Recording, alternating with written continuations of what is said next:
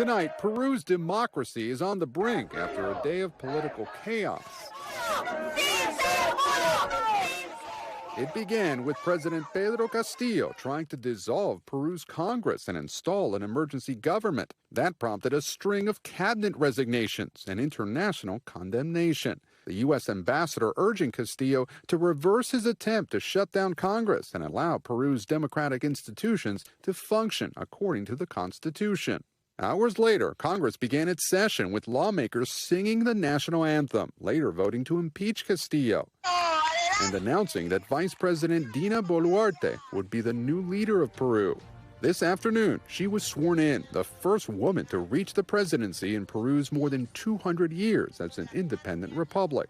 Asumo el cargo de Presidenta Constitucional de la República, siendo consciente de la enorme responsabilidad que me toca. Late today, the National Police tweeted out a photo of Castillo being detained. It was a threat to democracy, but in fact, democracy won out. The Constitution won out because none of the institutions that he would have needed to govern as a dictator were going to support him. His ouster coming after years of political crises. Narrowly elected in July of 2021, Castillo's administration had been chaotic, with dozens of ministers appointed, replaced, or resigned in little over a year.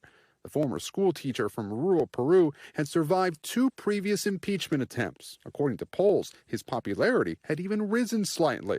But he's also faced a slew of corruption investigations, looking into whether he used his position to benefit himself, his family, and close allies. He's repeatedly denied all the allegations against him and blasted his critics, dinamitar la democracia, saying they intend to blow up democracy and disregard our people's right to choose. Although Castillo is Peru's first president to be investigated while still in office, nearly every former president in the last 40 years have been charged with corruption. I think there's a message here also that whether it's left or whether it's right wing, corruption is something people are fed up with also. And President Castillo, he promised to clean up things and rule against the elite and not rob from the till. And evidence is building up that, in fact, he and his inner circle did just that. And I think the message here is the public doesn't want to see that and doesn't tolerate that.